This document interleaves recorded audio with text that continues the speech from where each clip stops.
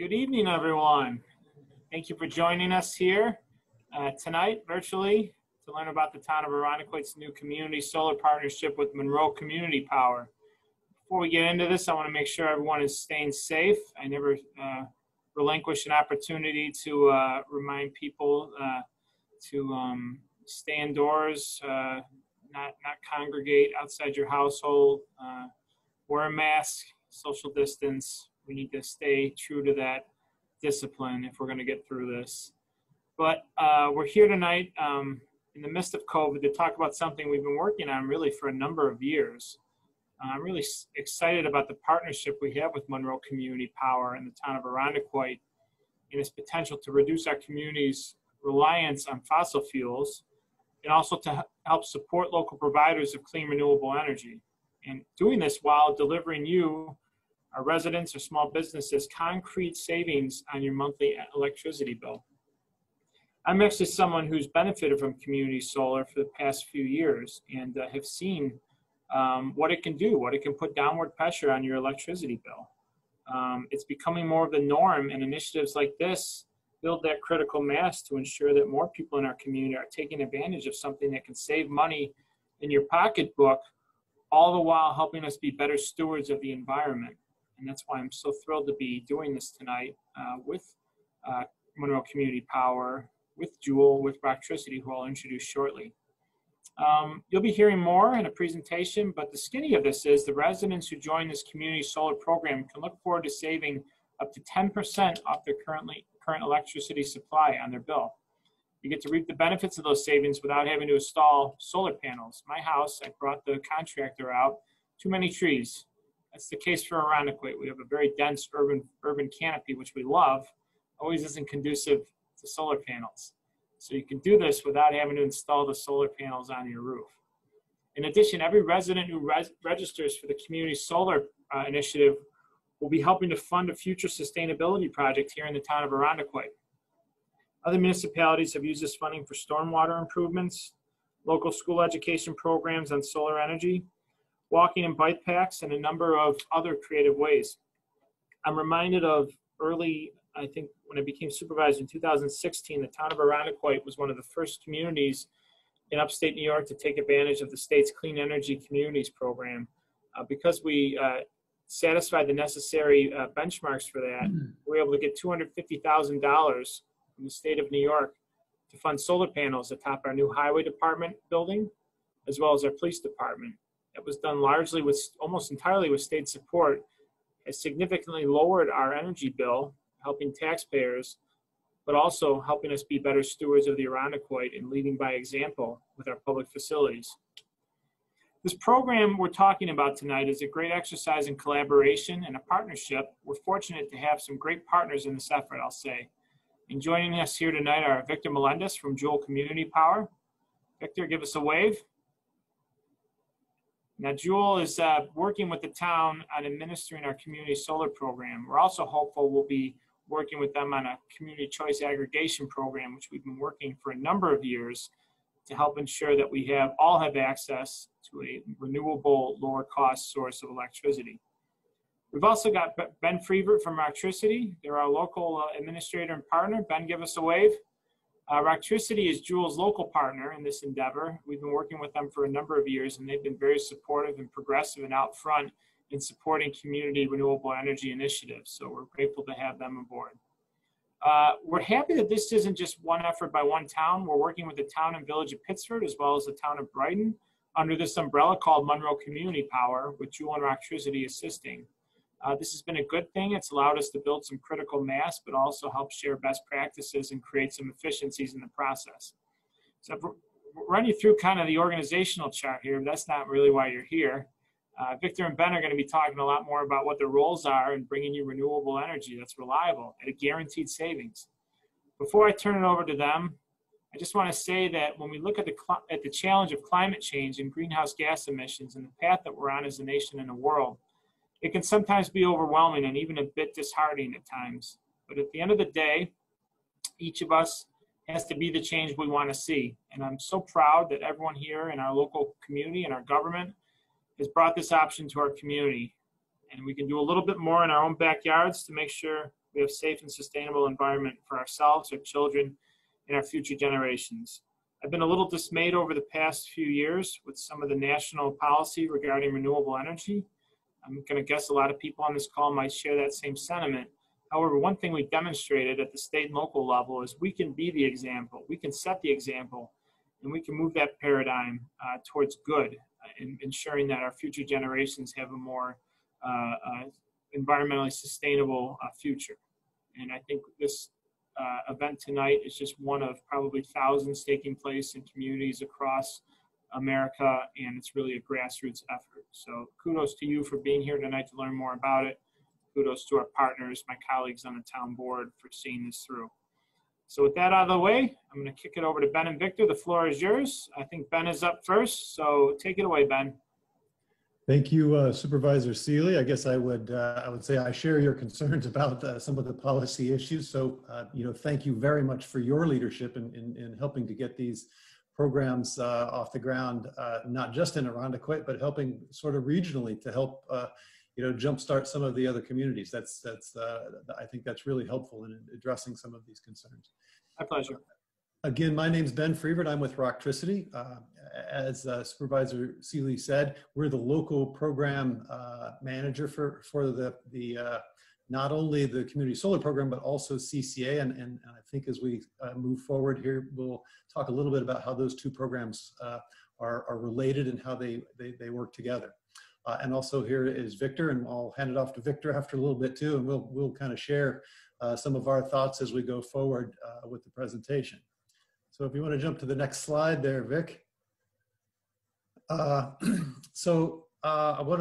to run through what the Monroe Community Power Partnership is. Talk just a little bit more. Supervisor Seeley covered a little bit of this, but we'll touch on it a little bit more detail.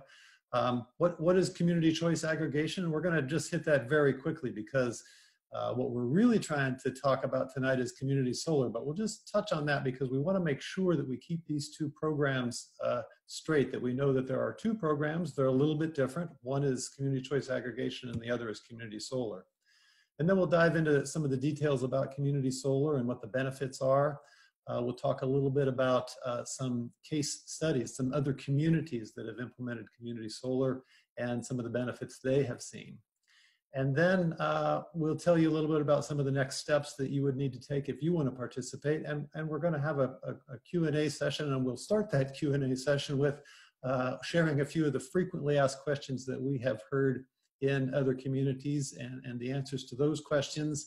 And then we'll open it up and allow you to ask questions. And we hope that you'll maybe hold off and starting to type those questions into the chat until the end, because you want to hear all that we've got to say about the program and formulate your questions as we sort of wrap up the frequently asked questions that we'll touch on. So and the way to do that is to just type your questions into the use the chat feature. If your toolbar isn't showing right now, you might need to move your cursor down to the bottom of your screen and get that toolbar to pop up, and just click on chat, and then you can type questions in there.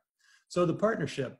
Supervisor Seeley touched on this, but it very much is a partnership, and we've come together to work on these programs under the moniker of Monroe Community Power. And so if you want to learn more either about the partnership or the programs or what the different communities are doing, you can visit that website, monroecommunitypower.com. There's a lot of information there, and as you'll learn as we move forward through this presentation, that you can go there to sign up for the community solar program in the town of Irondequoit. The communities, again, Supervisor Seeley mentioned these communities, and all four are actively moving forward, but they're not all moving with the same exact program. So they're kind of picking the programs that suit each community a little bit differently, and that's a good thing. It allows some flexibility. And each of the communities can make those decisions along the way at different points to join the other program that they might not be involved with. Jewel Community Power is the administrator. There are several administrators approved by the state. An administrator does need to be approved by the Public Service Commission, and Jewel very much is an approved administrator with, I dare say, the most proactive implementation plans relative to renewable energy. So I think we're headed down the right track there. And we're the local program manager, so we're really trying to be boots on the ground here in the greater Rochester area to convey information to the public and to try to field questions. And we do a fair amount of presentations and outreach via social media and that kind of thing to try to get the word out about CCA and Community Solar. So that's the partnership. And a bit about, I guess, what's driving these programs. At the state level, of course, there are some renewable energy goals and some greenhouse gas emissions goals. And one of them is to reduce, to produce 70% of electricity from renewable sources by 2030.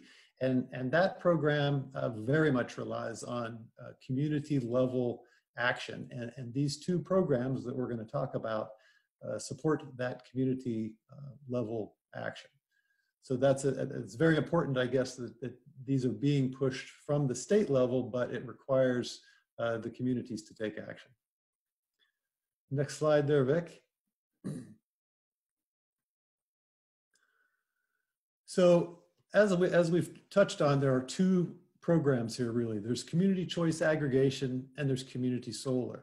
And in the town of Irondequoit, we're helping to launch community solar, but community choice aggregation is still very much in the wings, and we think that what's preventing us from moving forward with that right now really is market conditions. We very much anticipate those market conditions to improve, and that there'll be a point in time when launching community choice aggregation in Irondequoit is the timing is right, and we'll move forward with that. That's an opt-out program, so there are some conditions that apply there, but as a general rule, residents and small businesses would be in that program unless they opt out. We're shooting for 100% New York State renewable energy and a cost savings with a fixed rate over some period of time. Generally, those programs aim for 2 years. Community solar, on the other hand, and we'll dive into this much deeper a little bit later, but it's an opt-in program. It supports local community solar. Those solar farms have to be in the same utility service territory, a guaranteed savings with this program. And there's some sustainability benefits for the community that we'll talk a little bit more about. So let's start by talking about what is CCA. And as I mentioned, this will be very brief because this isn't the program that's launching at the moment. But in order to kind of keep the two square so that we know that the difference between the two, we'll just kind of hit the high points here. This is a policy that the Public Service Commission put in place back in 2016, and it allows municipalities to source energy for residents and small businesses within the community. And pooling that demand for electricity allows us to go to the marketplace and nearly dictate terms. Really, we're in much better control of the terms of those contracts, and so that we can look out for consumers much better than if you simply go to the market by yourself to choose a third-party supplier.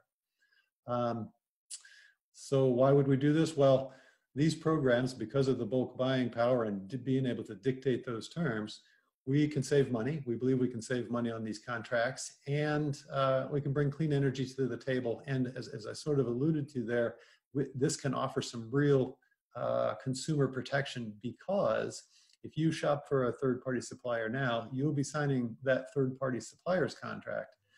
But with CCA, your program administrator is able to write the terms of those contracts and to take that contract, that language that protects consumers, to the marketplace to sign on suppliers.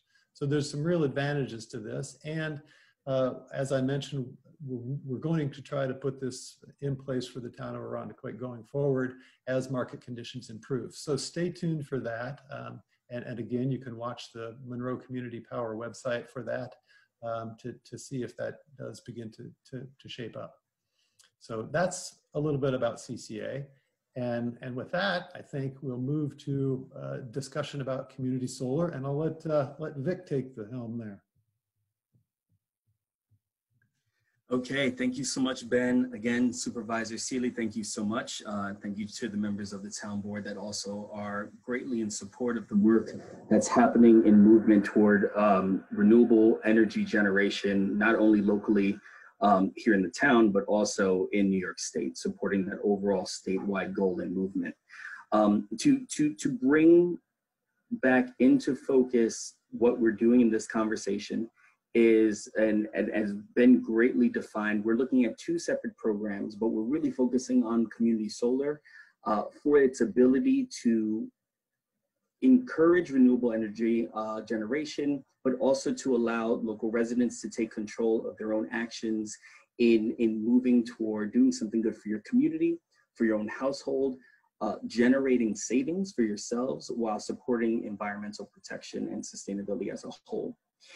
So you had the CCA program that Ben, thank you so much for reviewing that piece. And now the other program on the ground that, as he stated, was an opt-in program is a community solar program. So from a bird's eye view, we're looking at community solar projects. So what is a solar farm? A solar farm in general is a mid-sized renewable generators. It's a collection of renewable generators that roughly equate to 400 to 800 residential rooftop installations. So those homes in your neighborhoods that have the solar panels installed, imagine somewhere between 400 and 800 units installed per household.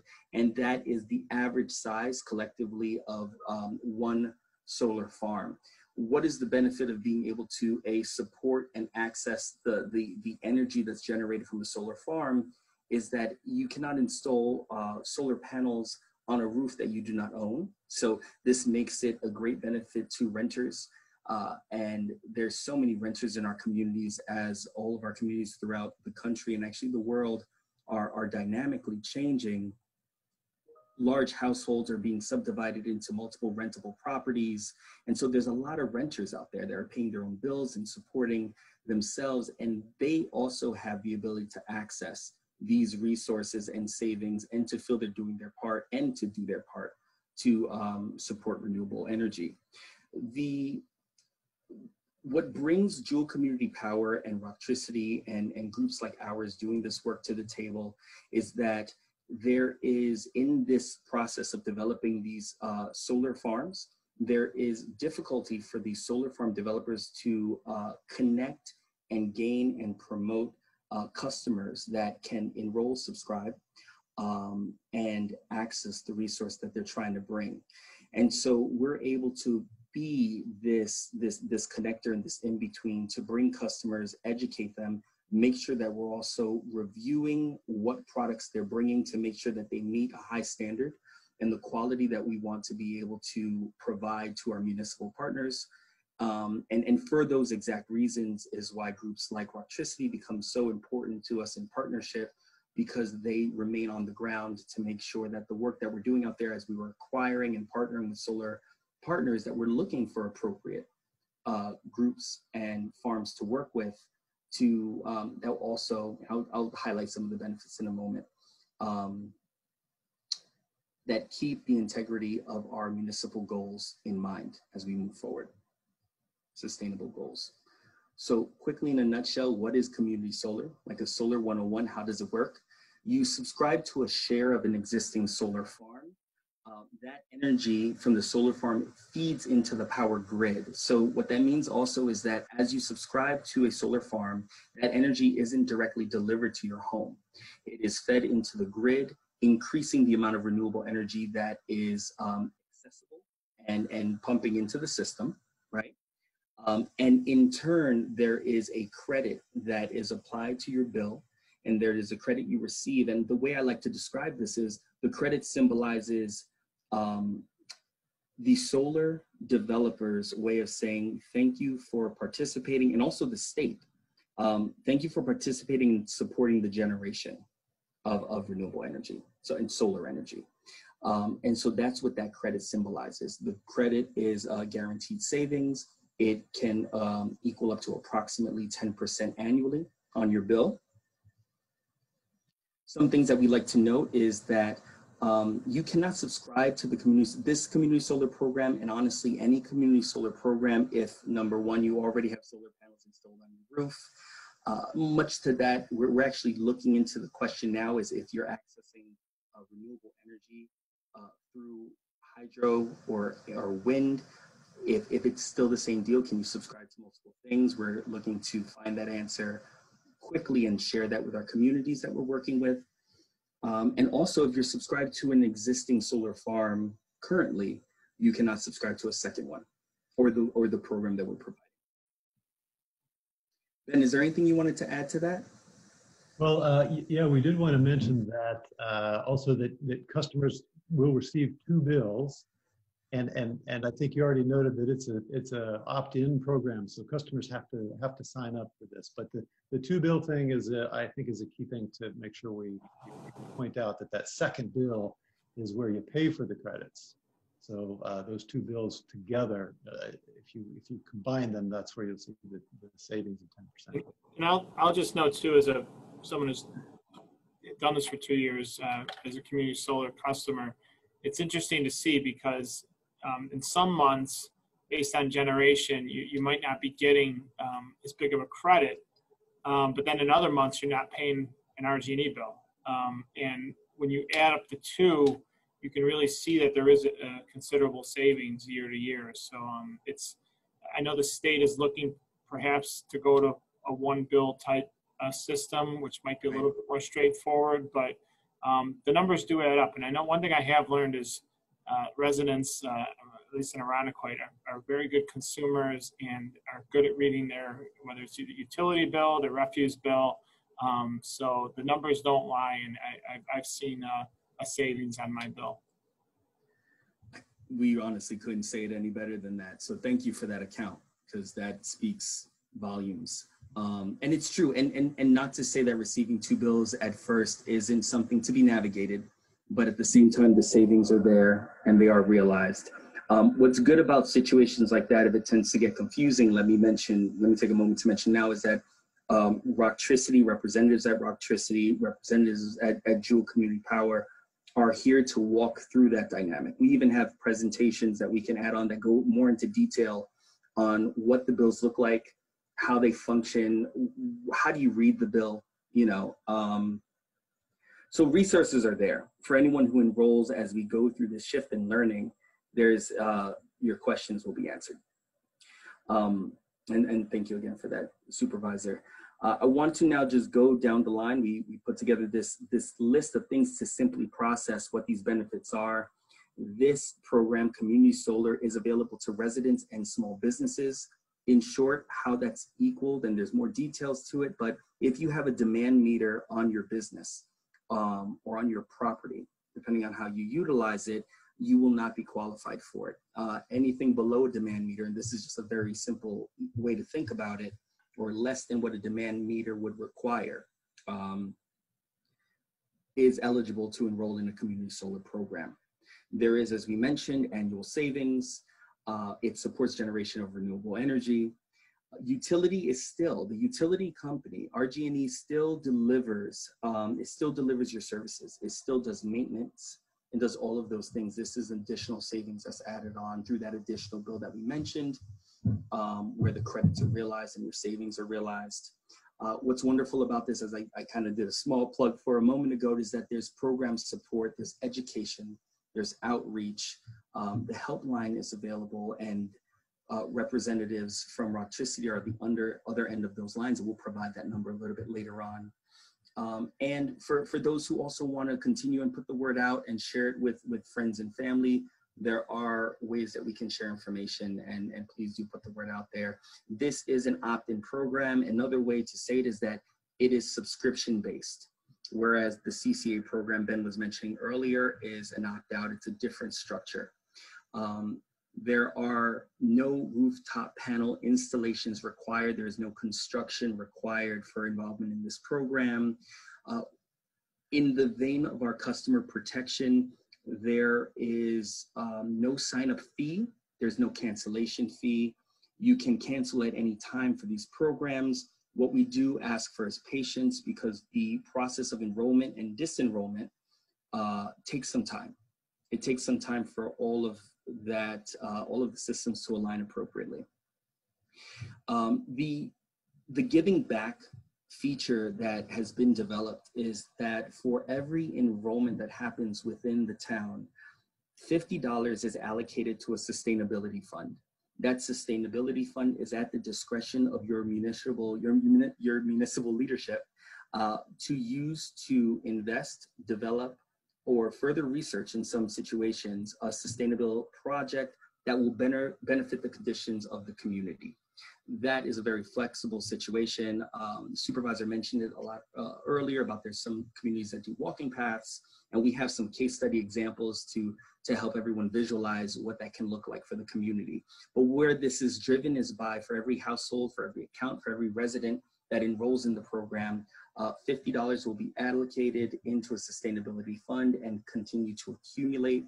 And then that money will later be designated to a project of some sort. I'm always interested in a case study. Can you talk a little bit about, was it the town of Geneva, or was it the city of Geneva? Yep, and we have that in, I think, 2 slides. Oh, gosh, so, I should have reviewed the deck before you started. No, it's perfect. Carry on, I'll mute myself. So the next question that always happens is, so where are these solar farms? Ben mentioned earlier that these are local. And what local means for us and how it's defined in the structure is that they are developed within the utility grid. And so where the 4 farms that are currently underway are the following ones on the slide. I will ask for help pronouncing these names because the one thing I'm never able to do is pronounce the name of the town or community. Ben, do you have my back here? We have. Yeah. I think the one you struggle with is Macedon. Macedon. And this is a great slide because I think people on the call here will recognize these communities. They're nearby. I know where all of these places are. I don't know where the specific fields are, but I know where these communities are, and so it's good to know. I think that these solar farms are nearby. They're places where you could go and presumably drive by. Often they're shielded from visibility from the road, but not always. So presumably you might be able to drive by these and actually see the solar field that you're participating in. So this is a great slide. And I think we mentioned earlier the MonroeCommunityPower.com website. You can review this information there at the address in the middle of the screen there to look at these locations. Awesome. Yep. So www.monroecommunitypower.com/farms, and you can see more information about it. There's even a localized map to show where they're placed, which is really, really nice. Something to add here in terms of agricultural protection, none of these sites, none of these developments were sited within an agricultural district. I think there are some where the soils were of higher quality, but I believe that the majority of these were not prime soils for farming. These did not interrupt agricultural development, and that process was evaluated prior to the developer deciding on these locations. Yeah, that's a great point, Victor. I just know from my involvement in commercial scale solar projects that these projects always have to go through the seeker process, and one step in that is looking to see about their impact on prime farmland. So that it has been considered at least at some level, and these projects were vetted on that front. So. And so, not going into the farm locations with these, but I use this slide and I put this up. What we're seeing on this slide is the name of other aggregations. So we are speaking to the town of Irondequoit within the Monroe Community Power Aggregation Partnership. There are other partnerships throughout New York State that are also doing wonderful work. I'm going to show some case studies about all of these, but Rockland Community Power, Rockland County, just a little bit north of New York City. Hudson Valley Community Power has a larger footprint, and of course, Geneva Community Power. Geneva's NYSEG utility grid. Hudson Valley is Central Hudson utility grid, and Rockland Community Power is ONR's Orange and Rockland. utility. But they're all doing wonderful work. So case study number one, to give you examples of how enrollments, residential enrollments have driven the development of the Sustainability Fund, and then how that Sustainability Fund was used to support movements, environmental movements, sustainable movements. Geneva Community Power, they worked their campaign, we worked with them, and they worked their campaign to design it a bit different. They set a goal of 400 enrollments. With those 400 enrollments, they were able to raise $25,000. That was roughly 50% of the residents that opted into it. That's 15% of the target audience that were engaged. And what they were able to do with this was waterfront restoration projects within the Finger Lake area. And so they did planning, they found matches in state funds to do so, and those efforts are underway. Really exciting. You'll see images that are shown here are, first of all, the logo of partners that we work with closely in outreach and engagement and enrollment. We also have pictures of some social media components, letter from the mayor up there, and some great community meetings that happened. So there's a lot of great energy that went into driving these efforts. Now moving down into the Hudson Valley Community Power aggregation, we're looking at, if we're familiar on this call, Orange County, Dutchess County, Ulster County, south of Albany. We have two communities that I want to highlight because how differently they decided to allocate those funds. The first was the town of Marbletown, that's in Ulster County, and they used their funds to further develop a walking and biking path that was a connective hiking trail, historical legacy trail between multiple communities. And the other is the city of Beacon, and you'll see the funds, the walking trail raised $9,000, the city of Beacon raised $10,600, and those enrollments actually are still open, so those numbers may have ticked up, but they decided to further develop really and put in place a very progressive and a very thorough education structure for their students. They decided it wasn't good enough just to have baseline education about sustainability. They wanted to lay out an entire course load for them on top of their basic STEM required education. And so they hired a professional. They're moving forward to locking it in. And the last update I received is they worked with the local BOCES systems to further expand that footprint. So there's really exciting things happening, and we're really humbled to see how these funds are being used, because we had ideas, but we didn't know how well it was going to be applied and sustained, not to be funny, but no pun intended. Another one example that I want to share is this is our final case study here. And this case study was a story of two communities that decided to work in partnership to use their collective funds to invest and further develop their refrigerant management program. And so these are two neighboring communities. They're both small, but are very distinct in management and very different. And so this is Phillipstown and Cold Spring, and that's in Southern Dutchess. What I did was we decided to share a larger picture to see the scope of other projects that are happening. There are communities that decide to gather their funds and do charrettes with the community or community meetings to decide and vote on ideas. There are other municipalities that said, allow the funds to accumulate. We will decide what works best. We'll reach out to our local offices and see what we need. And so there are communities that you'll see to be determined up here, and they are just driving the campaign, sharing the good word, encouraging enrollment, and with that money, they'll decide where it works best.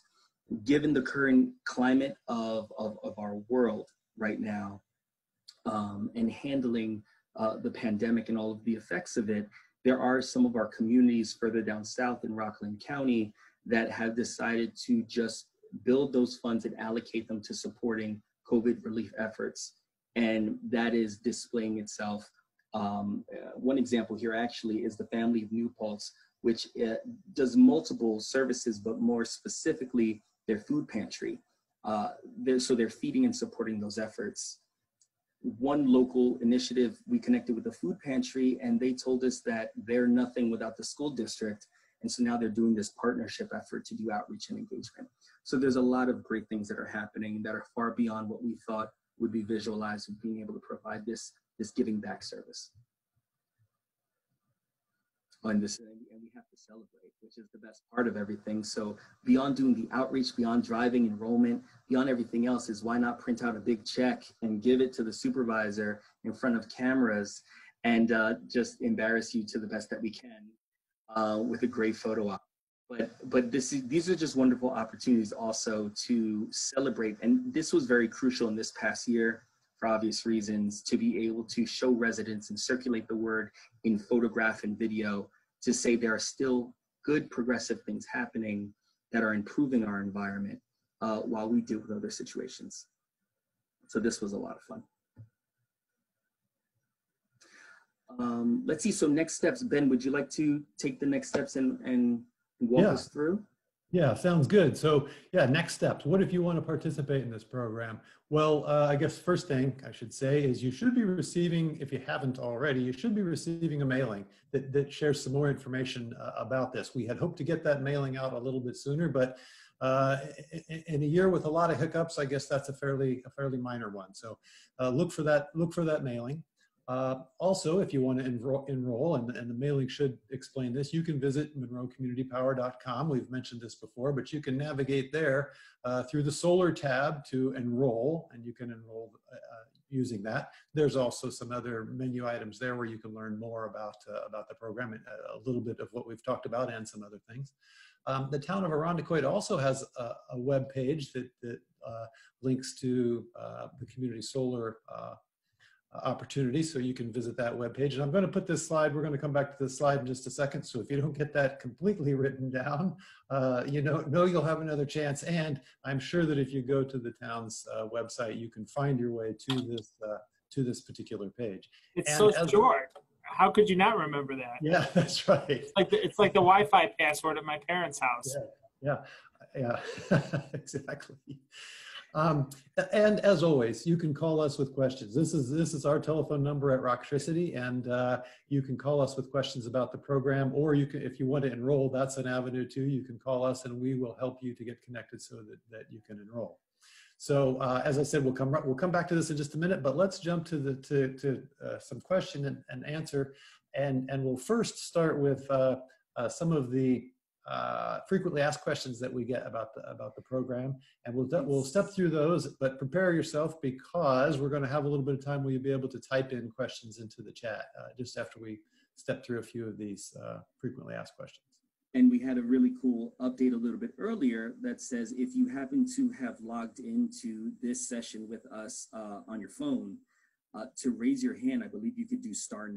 So if you hit *9 on the phone, we get a notice on our side that you have a question, and I think then we can unmute you, if I believe that's correct. So if anyone is feeling adventurous and wants to try that, please do feel free. So go ahead, Ben, I'm going to switch over. Okay, yeah, let's jump to, there we go. Okay, yeah. So can you participate in the CCA and the Community Solar? Well, yes, you can if both of those programs are going at the same time. Of course, we've mentioned that the CCA isn't launching just yet, but we're hopeful. But we throw this question out there now because we don't want you to think that you can't sign up for the Community Solar now because you might be waiting for CCA. If you're interested in both programs, you can participate in both programs. So yeah, go ahead and enroll with the Community Solar. Can I have an ESCO and Community Solar? The answer there is yes. Now, some people might be wondering, ESCO, what does that mean? That is energy supply company, and that is a third-party supplier. So if you, the CCA program would give you a third-party supplier, but you can also select a third-party supplier on your own.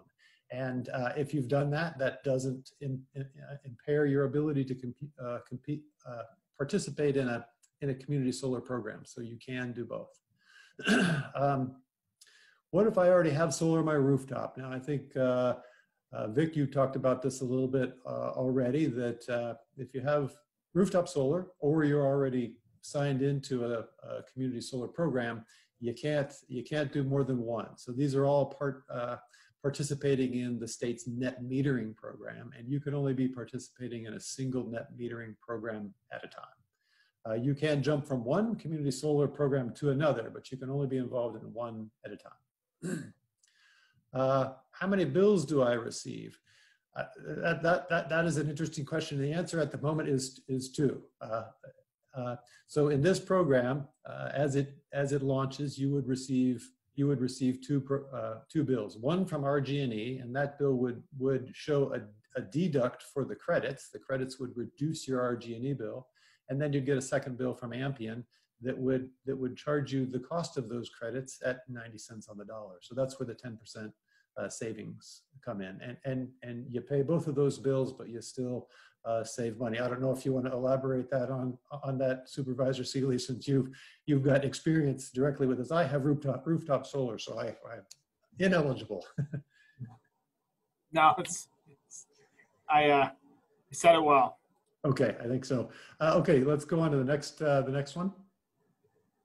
How much will I save? So I kind of touched on this, 10% of your entire electric bill. Now, there is a step at the developer that they have to tell the utility what the allocations need to be. So they're targeting your entire bill. Sometimes it's tough to hit that because your bill goes up and down a little bit each month, and the amount of solar produced goes up and down a little bit each month. So it's hard to hit the nail on the head there, but they're targeting 10% over the entire year. So you have to kind of look at the whole year to evaluate that. Where is the solar farm located? We showed you the examples of the 4 that will be serving this program, and noted that they have to be within the same utility service territory. So those are all in RG&E territory. We talked about the $50 to the sustainability fund for each subscriber. Do you have to pay that? No, that comes out of the funds that Joule receives from the developer. These are customer acquisition funds, and so Joule gives part of that back to the communities to help with other sustainability issues, as Vic elaborated on. And are you installing power lines directly to my house from the solar farm? No, these programs make use of the infrastructure that's already in place that RG&E maintains. So no new power lines, and no new company taking care of the existing power lines. RG&E does a great job of that, and they will continue to do that work. And they make their money on the delivery part of the bill, and they will continue to do that. So it doesn't impact them, and they are still the responsible party. And I think that's the last of our frequently asked questions. Right, but, and we're doing great on time, and I see that in the chat we have 2 questions. And so I'm just going to ask them to you, Ben. You respond. We'll do it that way. We have, this is a basic one. Are the credits only based on your supply charges? Yeah, that's a good question, and there's that I can see why there could be some confusion about that, because the CCA program really just targets the supply portion of the bill. However, with community solar, it's not just targeting the supply portion of the bill, it's targeting the entire bill. So the goal there is to provide enough credits to cover your entire bill, and then you pay for the credits at 90 cents on the dollar, as I mentioned. Now, I also touched on the fact that it's a little hard for the developer to hit that nail right on the head, but the real target is the whole bill, not just the supply charges. Second, really good. The second question here is, can someone, we've had this one before, can someone with solar panels installed at their home still participate in community solar? Yeah, so the general answer is no. Now, there's a little bit of a caveat there. If you've got solar panels and you're not connected to the grid, now that's very unusual, so that's probably not the case. Most people that install solar panels have them grid connected because the benefits to net metering are enormous. So the basic answer is no. If you're connected to the grid with your solar, you cannot also participate in the community solar. And the reason for that is that these are both programs that rely on incentives from the state through NYSERDA. And so they're very careful to make sure that customers aren't double dipping into those incentives. And that's fair. It's a fair way to do that. And so the answer is no. All right, and that was, and we'll open it up. We haven't had any more messages come through in the chat. If anyone has any questions for us. Well, we've got a couple of more slides, so if anybody comes up with any additional questions, don't hesitate. Throw them up there. We'll keep our eye out and do our best to answer them. So yeah, I said I'd put this slide, we'd show this slide to you again in case you didn't catch all of that URL, but okay. So we'll just take it away, Vic. Yep. So, let me go back for a second just to rewind. Basic repetition and memory here is, www.monroecommunitypower.com. Visit the website. There's plenty of information on there. There's frequently asked questions. There is guidance. There's contact information. Again, visiting the municipal website as well has information available. Irondequoit Community Solar, searching for that tab on there because this is a long address. If you have any questions, give us a call at the helpline, 585-244-0244. Also, if you are social media savvy and you want to follow us on Facebook, there's 2 places to follow efforts happening in your community. You have the Facebook /Irondequoit, and then you have Facebook /Monroe Community Power. Please do spread the word, ask questions. This is the best way for us to learn more about what we need. It looks like there's a question coming in. Are there any options?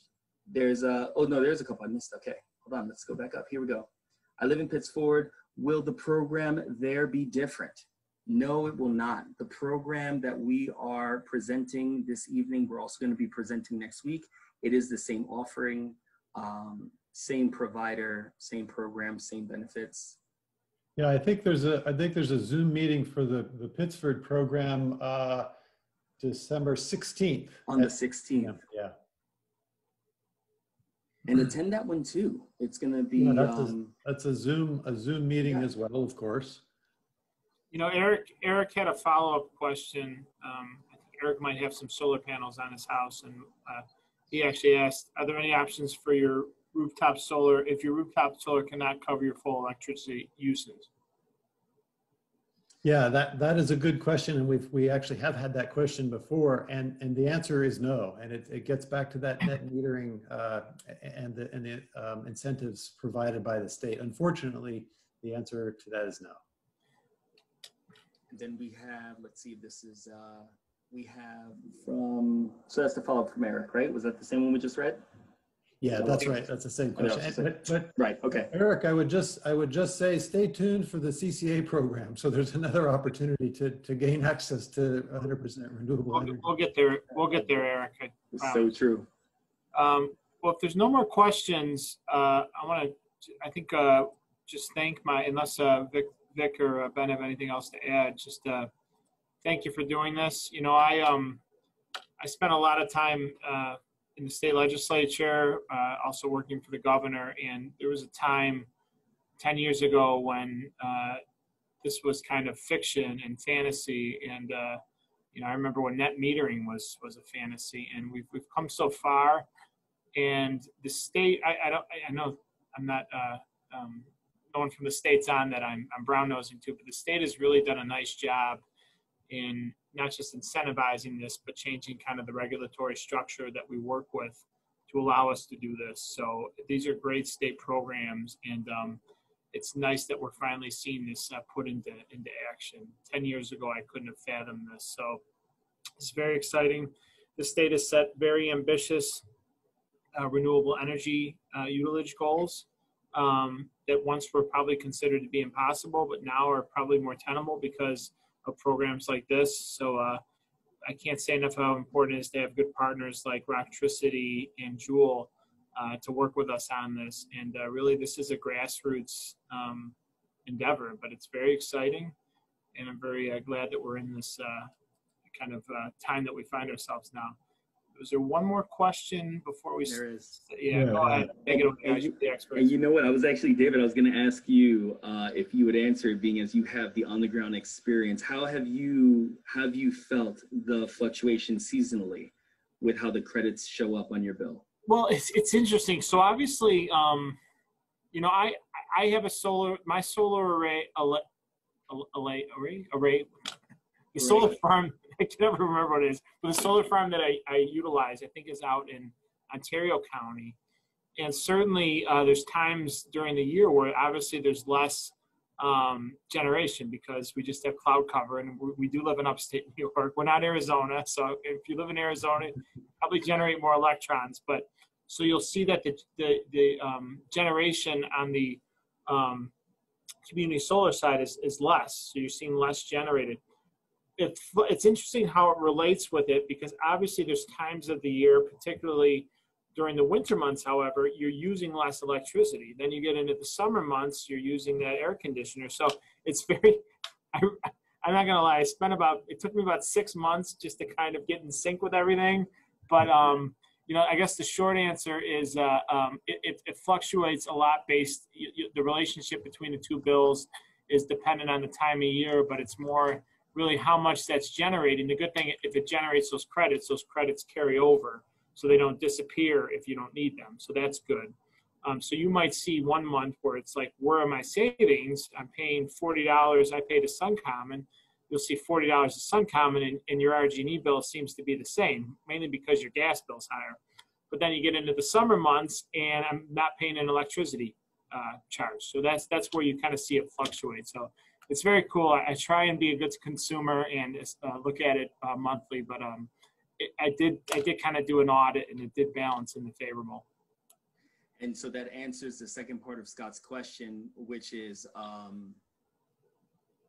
how much is generated, and is there ever more credit than used? Yeah. And so that was, you answered it embedded in there, which is the credits do carry over.